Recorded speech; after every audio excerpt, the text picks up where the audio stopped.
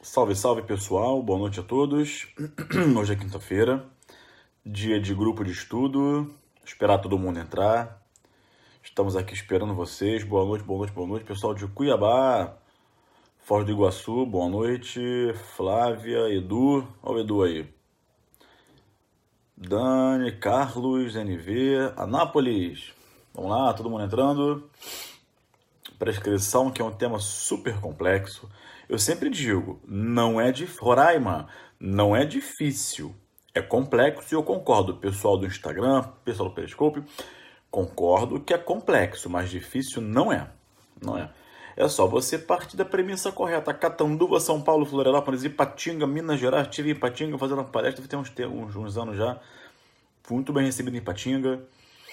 São José dos Campos, Londrina, boa noite. Timbó, Recife, Montes Claros, Minas Gerais. Adoro Minas Gerais, Goiânia, Macapá. Passo Fundo, BH. Aluno do Thiago Gandra. Thiago, meu colega de mestrado em Portugal. Duque de Caxias, BH. Vamos lá, gente. Vamos lá. Começar o tema de hoje, que é sempre prescrição. É um tema sempre muito animador. Eu gosto muito desse tema. Tanto é que eu vou lançar agora, estou lançando por agora, amanhã, semana que vem, a minha isolada de prescrição. Eu peguei uma parte do meu curso completo de prescrição, destaquei para que vocês possam adquirir separadamente. São 3 horas de prescrição. Se você acha que 3 horas é muito tempo, que você não vai perder 3 horas para esperar para aprender prescrição, ok, você fez sua escolha, tá? Agora, se você acha que é um tempo suficiente, bom para você aprender definitivamente, você também fez sua escolha. A vida é feita de escolhas. Vamos lá. Serão 3 horas de prescrição para vocês aprenderem definitivamente. Vamos lá. A gente sabe, vamos começar agora aquele clima de sala de aula. Vamos fazer, por favor, silêncio. Vamos parar de fazer 1 milhão de comentários porque trava. Aí tem o time que reclama que está travando. Aí tem o time que reclama que aquele que reclama que está travando. Aí tem outro que reclama que reclamou, que não reclamou, enfim. Eu não queria cortar os comentários porque acho que a nossa interação é muito bacana, tá? Então vamos aqui fazer um pacto. Vamos parar os comentários, porque se um começar a reclamar aí, é uma reclamação, são reclamações em escala, né? Vamos lá. Amigos, a gente sabe. Vamos começar construindo um raciocínio, né? Quem é meu aluno sabe, né? O meu lema é raciocínio. A prescrição nada mais é do que a influência do tempo nas relações. A prescrição civil, por exemplo, é a influência do tempo nas relações entre particulares. Se você me deve um valor e eu não te cobrar no tempo devido, ocorrerá a prescrição. Não é? Só que, no campo penal, eu tenho uma particularidade. Porque é a influência do tempo nas relações, não entre particulares. É a influência do tempo nas relações entre o Estado e o indivíduo. Então, a prescrição civil, ela nada mais é do que a influência do tempo nas relações entre duas pessoas, dois particulares. A prescrição penal é a influência do tempo nas relações entre Estado e indivíduo. E a influência do tempo está presente em nossas vidas muito mais do que nós imaginamos e pensamos. Aquela briga que você teve há um tempo atrás com teu pai, com a tua mãe, com o teu irmão, com o teu primo, com o teu amigo, o tempo apagou. Aquela mágoa daquela pessoa, aquele namorado, aquela namorada, o tempo apagou, né? Aquele cara, aquele amigo que te deve R$ 50 há 3 anos e não paga até hoje. Ah, deixa pra lá, cara. O tempo apagou. Então, o tempo, ele tem... Aquela pessoa que você gostava muito da família, que você perdeu, que morreu, enfim, você sofreu. O tempo amenizou. Então, o tempo ele tem uma influência enorme nas relações. E isso não se passa de forma diversa na relação entre Estado e indivíduo no exercício do poder puniendi, não só no exercício do direito de punir, como de executar aquela punição. Uma sentença penal condenatória para o Estado é como se fosse um cheque assinado de mim para você. Não basta eu te dar o cheque, não basta você ter o cheque em mãos. É claro que, por exemplo, se você tiver o cheque em mãos, né, aquilo retrata o crédito, princípio da cartularidade dos títulos de crédito, né? Então, se você endossar, no direito empresarial, o título de crédito, o endosso é uma forma de transferência do crédito. Se tu endossares para alguém, você está transferindo crédito e o título vai circular, que é o atributo da circulabilidade do título de crédito, tá bem? Cheque não é um título causal, Luiz. Cheque é um título abstrato. Não tem a causa pré-definida em lei de emissão, tá? Então, como se fosse um cheque. Não basta você ter um cheque, você precisa executá-lo para satisfazer a sua pretensão creditícia. No campo penal é muito parecido. Não basta, deixa eu pegar um papel qualquer aqui, para dar um exemplo. Não basta, por exemplo, eu pegar e ter uma sentença condenatória contra o réu. Não, é como se fosse o cheque em suas mãos. Você precisa executar o cheque. Fala, não vou pagar. Pô, Gabriel, tô com o teu cheque, meu irmão, não vou pagar. Mas tu me deu cheque, não vou pagar. Você executa. Se você não executar, você não satisfará o seu crédito. Com o Estado é igual. O juiz condena. Temos aqui vejam se me entendem, uma senticom de transe e julgo, entenderam? Sentença condenatória de transe e julgado. E aí, o que faz? O réu, olha, seu réu, tem uma sentença contra você, dirige-se à penitenciária, por favor, Bangu 2, para cumprir pena. Não vai. Então, o Estado tem que pegar aquele título executivo judicial e executá-lo. Tá? Então, eu tenho a pretensão punitiva e pretensão executória. E aí, o Estado não pode ficar com uma espada de Damocles no pescoço do réu, dizendo, eu vou te punir a qualquer tempo. Não pode. Aí que vem a influência do tempo. O Estado tem um prazo para formar a punição contra o réu. O prazo do artigo 109, que tem várias escalas, não é?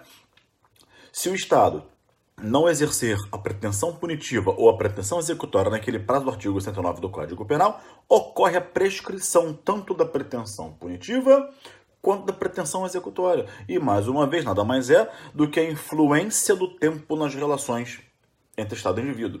Agora, esse prazo ele não corre o tempo todo sem parar. Esse prazo de prescrição do artigo 109, anotem isso, ele tem 4 alterações. Tudo isso a gente vê em 3 horas na minha isolada de prescrição, que eu vou anunciar segunda-feira com desconto, pelo preço de 3 chopes, tá? O prazo prescricional, ele tem 4 alterações. Ele pode, 1, ser reduzido de metade. 2, aumentado de 1/3. 3, o prazo pode ser suspenso. E 4, o prazo pode ser interrompido. O que nos interessa de plano é a interrupção. A interrupção do prazo tem previsão, pega o teu código que eu vou pegar o meu aqui. A interrupção do prazo tem previsão no artigo 117. Gabriel, preciso pegar o código? O que você acha? Eu estudo isso aqui há 20 anos, dou aula há mais de 15 anos. E eu tô com o meu código aberto. Você não quer pegar o seu, alguma coisa tá errada, né? Então, abra lá o artigo, eu espero. Isso aqui é um grupo, eu vim aqui para estudar com você. Não vim aqui para te falar meia hora sem parar e fingir que estudou contigo. Que isso? Isso aqui é uma coisa séria. Abriu? Diz assim, ó. O prazo da prescrição interrompe-se. Bom, aqui eu quero que você note uma coisa. Olha lá. Como é que eu sei que o artigo 109 trata da PPP, prescrição da petição punitiva? Porque ele fala prescrição antes de transitar em julgado a sentença. Como é que eu sei que o 112, ele trata, e o 110, por exemplo, o 112, eles tratam da PPE, da prescrição ou da pretensão executória? Porque ele diz, põe lá, prescrição depois de transitar em julgado a sentença final condenatória. Tá? O artigo 117, ele não fala. Ele fala o seguinte lá no nomen iuris. Causas interruptivas de prescrição. Notem que ele não dispõe antes ou depois do trânsito em julgado. Ou seja, então, ali eu tenho causas de interrupção que se aplicam tanto para PPP quanto para PPE, tá? E antecipo, os incisos 1 ao 4 tratam de PPP. Os incisos 5 e 6 tratam da PPE. Mas o que nos interessa de plano é o seguinte, inciso 1. A prescrição interrompe-se pelo recebimento da denúncia ou da queixa. Eu não vou ficar aqui traçando distinção entre interrupção e suspensão do prazo. Isso é estudo blá blá blá. Se você quiser o blá blá blá, desculpa a sinceridade, é com outro professor, não é comigo. Aqui é estudo avançado, tá? Então vamos lá. Interrompe a prescrição. Recebimento, denúncia ou queixa. Em primeiro lugar, a doutrina frisa o que eu acho totalmente desnecessário. Basta a leitura, diz assim a doutrina. Todo autor fala isso. Olha, não é o oferecimento da denúncia, é o recebimento. Basta ler. Se você ler, você chega a essa conclusão. Basta a leitura, não tem que raciocinar, interpretar, não tem hermenêutica aqui, é leitura, tá? Pelo recebimento da denúncia. Primeira observação. Quando a denúncia é recebida? Eu digo isso, eu pergunto isso, porque lá no CPP eu tenho, em princípio, 2 momentos de recebimento da denúncia. O artigo 396 e o 399. Vamos ao CPP, vamos lá. Vamos ao CPP.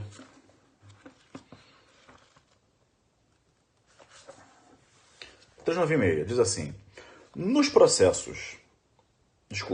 procedimentos ordinário e sumário, oferecida denúncia ou queixa, o juiz, se não a rejeitar liminarmente, recebê-la-á. Ou seja, ele receberá a denúncia. E ordenará a citação do acusado para oferecer resposta à acusação em 10 dias. Aí depois vem o artigo 399 e fala o seguinte. Recebida a denúncia ou queixa, o juiz designará dia e hora para a audiência de instrução, intimando o acusado para ser defensor, Ministério Público, querendo assistente. Essa é a leitura. Isso gerou uma pequena controvérsia no processo penal. E aqui por 2 razões. A segunda razão é porque a lei realmente foi confusa. É confusa. E a primeira razão é que processualista gosta de confundir as coisas. Processualista vê problema onde não tem. Arruma controvérsia onde não tem. Penal e civil, tá? Processualista é um povo, com respeito aos meus amigos processualistas, que adoram ver problema onde não tem. Aí começa a confabular e não tem mistério aqui. O 396 fala, o juiz, se não rejeitar, recebê-la-á. Aí 399, tempo verbal, recebida a denúncia. Caramba, recebida pretérito. Recebida lá atrás da denúncia no 396, 399. Bota assim, ó, 396, 399. O juiz receberá-á. Aqui diz, recebida a denúncia, recebida quando? Aqui, no 396. Então, português, o tempo verbal do verbo receber no 399 é passado, pretérito. Recebida lá atrás. Qual é a norma que você retira do 399? Que lá na fase do 396, o juiz não rejeitou, ele recebeu. Então diz, recebida lá atrás, se não foi rejeitada, o juiz marca a audiência. Ou seja, para mim não tem mistério, não tem dificuldade. A denúncia é recebida no artigo 396 e o STJ. Assim que houve alteração, tudo bem que decidiu-se recentemente, mas um caso emblemático, assim que a alteração saiu em 2008, logo depois do STJ, no informativo 425, relator ministro Félix Fischer disse, peraí, realmente a denúncia é recebida no artigo 396. Então quer dizer, para fins de interrupção do informativo 495, STJ, relator Félix Fischer. Então vejam, para fins de interrupção do prazo, a denúncia recebida no artigo 396, não no 399, tá? Bom, outra questão. Denúncia recebida, porque os manuais não trazem. Denúncia recebida por juízo absolutamente incompetente. O que é muito comum hoje, o foro especial por prerrogativa de função. O agente tem foro, o governador do estado tem foro especial no STJ. A denúncia é oferecida em primeira instância. O juiz recebe a denúncia. Temos um caso de denúncia recebida por juiz absolutamente incompetente. O agente tem foro especial no Supremo Tribunal Federal. O prefeito municipal. Quer dizer, o foro especial do prefeito municipal é o Tribunal de Justiça do Estado ao qual o município pertence. Se for um crime federal, é o TRF, né? Então, o prefeito é denunciado em primeira instância. O juiz que recebe a denúncia, ele é absolutamente incompetente. A decisão do juízo interrompeu o prazo? A resposta, não. Recebimento da denúncia por juízo absolutamente incompetente não interrompe o prazo. Quer outro exemplo? Roubo à Caixa Econômica Federal. É crime federal. Imagine que o réu é denunciado na Justiça Estadual e o juiz, por algum engano, recebe a denúncia. Na instrução processual que ele fala, caramba, a Caixa Econômica Federal é empresa pública federal, a competência da Justiça Federal, e remete os autos à Justiça Federal. Na instrução, aquela decisão do juízo estadual que recebeu a denúncia não valeu de nada. Pode ser ratificada? Pode, mas para fins de prescrição não interrompe o prazo. Por quê? Premissa fixada. Denúncia recebida por juízo absolutamente competente não gera interrupção do prazo. Ah, mas Gabriel, pergunta aqui o Moredo. E a teoria, como é que é? Teoria do juízo aparente não se aplica. A teoria do juízo aparente é aplicada, por exemplo, lá na serendipidade, no encontro fortuito de provas. Aqui, para fins de interrupção do prazo, não, tá?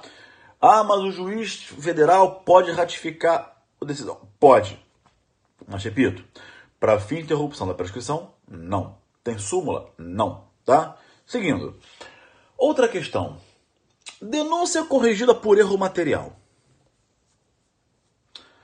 Por exemplo, o réu era João Paulo e a denúncia constou João Pedro.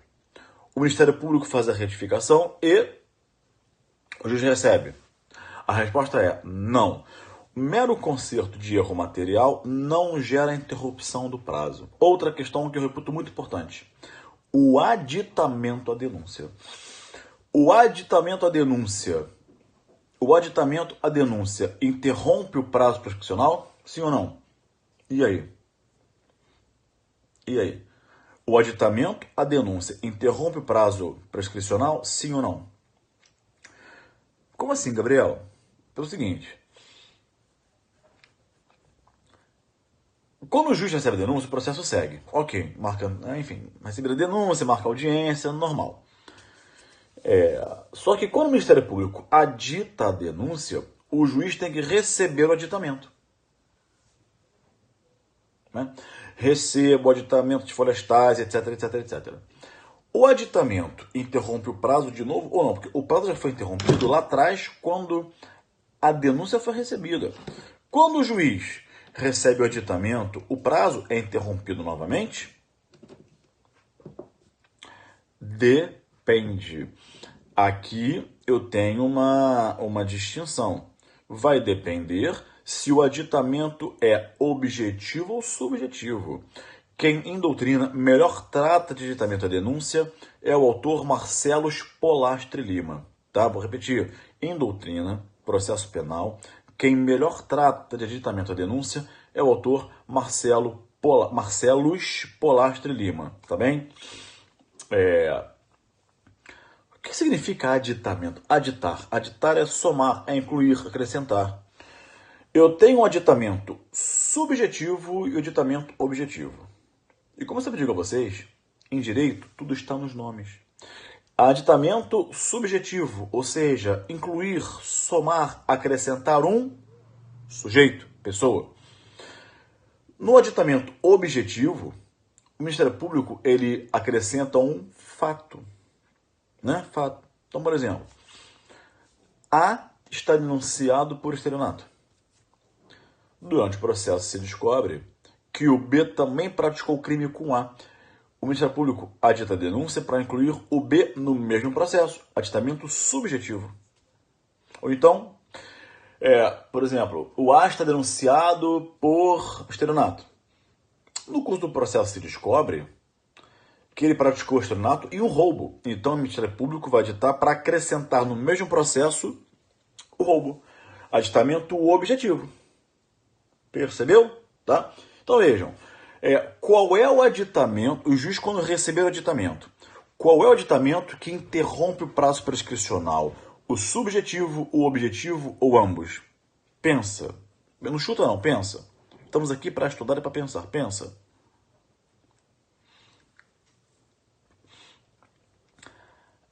A prescrição é da pessoa ou é do crime? É o réu que prescreve ou é o crime que prescreve? É o réu que prescreve ou é o crime que prescreve? É o crime. Então, se a prescrição é do fato e não da pessoa, chega a ser lógico, uma lógica matemática isso. Só o aditamento em que se acrescenta um fato novo é que interrompe o prazo prescricional. Ou seja, só o aditamento objetivo interrompe o prazo. Por quê? Porque quando ele é um aditamento subjetivo, acrescenta-se um ou mais réus no processo criminal, mas o fato é o mesmo. Tá? Então, não interromperia, só o aditamento objetivo. Tá bem? Com cuidado. Não acabou, não. Aqui você vê a matéria completa. Por quê? Só vai interromper o prazo para o crime aditado. Então, vamos lá. Vamos lá. O A estava denunciado por estelionato. O juiz recebeu a denúncia por estelionato e tudo mais. No curso do processo, se descobriu que ele praticou um roubo.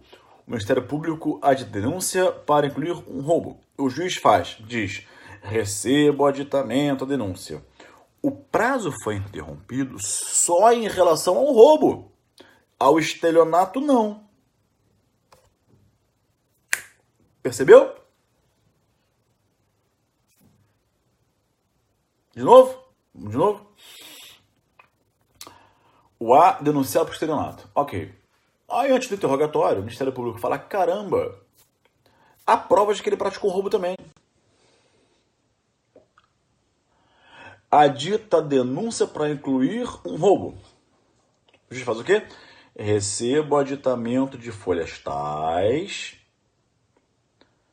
Travou aqui o Instagram, vou repetir. O juiz faz o quê? Recebo o aditamento de folhas tais. Tarará. Enfim, vai interromper o prazo só para o crime aditado, para o roubo. Para o estelionato, não interrompe o prazo, tá? Eu sei que travou e por isso eu repeti. Calma, povo de Roma. Travou. Tudo bem? Então, resumo da ópera. Resumo da ópera. Quando o juiz recebe o aditamento à denúncia, o prazo é interrompido só para o crime inserido, o crime aditado. Tá bem? E só o aditamento objetivo, tá? Vamos lá. O que mais? Amigos, eu vou fazer um pedido para vocês. Muita gente gosta de fazer eco na minha fala. Então fala o aditamento só objetivo. Aí a pessoa digita lá, o aditamento só objetivo. Não precisa transcrever o que eu estou falando, sabe por quê? Porque tá todo mundo ouvindo. E se você for transcrever tudo que eu falo, você for escrever para botar aqui na timeline, vai travar. Vai travar, tá bem? Então você não precisa, as pessoas ouvem. Não precisa você escrever o que eu estou falando aqui, tá? Você deixa de anotar, não presta atenção e atrapalha quem está atentando e trava o negócio. Então, aí se travar, aí vem a turma do reclamação, enfim, tá? Tá travando, você reclama, enfim, vamos seguir. É claro que não dá para esgotar essa temática, estamos aí com 24 minutos, não dá para esgotar, muita coisa para ver.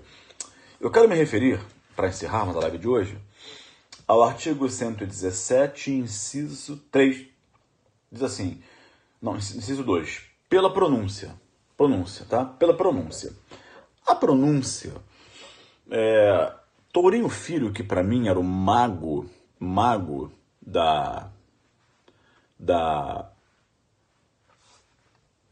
do processo penal, eu na faculdade li os 4 volumes do Tourinho Filho, cada um com 700 páginas. Maravilhoso. Ele falava que a pronúncia é o sinal verde para a acusação. Ok. E aí, o ré pronunciado. Lá no plenário, o conselho de sentença, atenção à pergunta, desclassifica para uma outra infração que não é dolosa contra a vida. O plenário, o conselho de sentença, plenário não, melhor dizendo, conselho de sentença, melhor dizendo, temos que ser técnicos e cirúrgicos. O conselho de sentença desclassifica, por exemplo, para lesão corporal grave. Era uma tentativa de homicídio e os jurados classificaram para lesão corporal grave. Ou seja, desclassificaram para uma infração que não é do júri. Ok. A pergunta é, quem julga? Isso sempre foi uma controvérsia homérica. Hoje o CPP pacificou. Se o conselho de sentença desclassificar a infração para outra que não é do júri, o juiz presidente julga. Acabou. Mas veja, se o conselho de sentença... Presta atenção na pergunta, pensa comigo.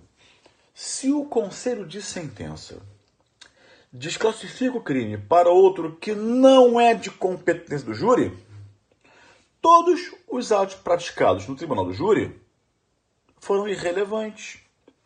Não produziram efeito. Por quê? Porque aquele processo, aquele crime, nunca foi de competência do júri. Só que só se pôde reconhecer isso em plenário pelo conselho de sentença. O juízo natural, que é o conselho de sentença, desclassificou para uma infração que não é do júri. Todos os atos praticados no júri são inválidos? Vou repetir a pergunta. Todos os atos praticados pelo júri no júri são inválidos? Se você disser que sim, olha a consequência disso. Aquela pronúncia valeu de nada. Aliás, a pronúncia nem deveria existir. Por quê? A pronúncia só existe nos crimes dolosos contra a vida, júri. Se não é do júri, a pronúncia valeu de nada. Aí que vem o pulo do gato. Se a pronúncia não valeu de nada, ela não interrompeu lá o prazo.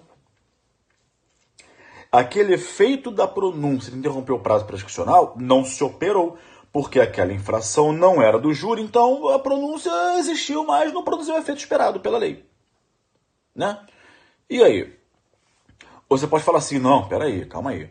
Se o ato foi praticado, ele foi praticado e ponto final, e os seus efeitos operaram-se, né? Enfim, eu, Gabriel, particularmente acho, que se o processo, se aquele crime, se o juízo natural, que é o conselho de sentença disse que o crime nunca foi do júri, a pronúncia, embora tenha existido, não produziu efeito.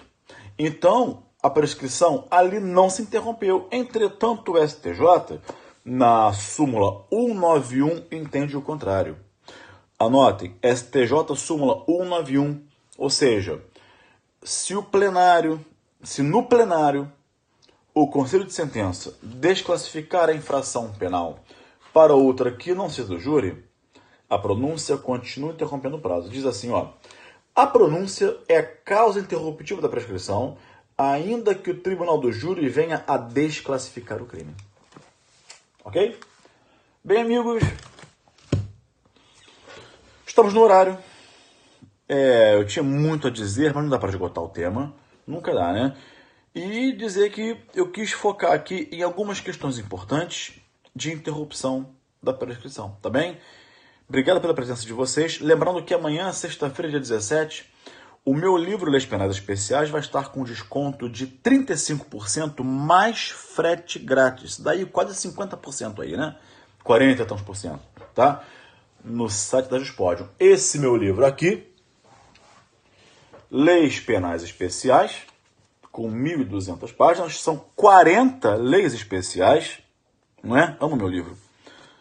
Olha que eu estudo meu livro, hein? São 40 leis penais especiais, comentadas artigo por artigo, tá? Com todos os informativos da STF e STJ, mais de 500 questões de prova. Amanhã, sexta-feira, dia 17, desconto de 35% mais frete grátis para todo o Brasil. Se eu fosse você, não perderia, tá bem? E semana que vem estou lançando minha isolada de prescrição, tá? 3 horas para aquele precinho de 3 chopps, 30, 20, 30 reais, 30 e poucos, tá bem? Amigos, pela companhia, muito obrigado a vocês, um abraço, até semana que vem e tchau.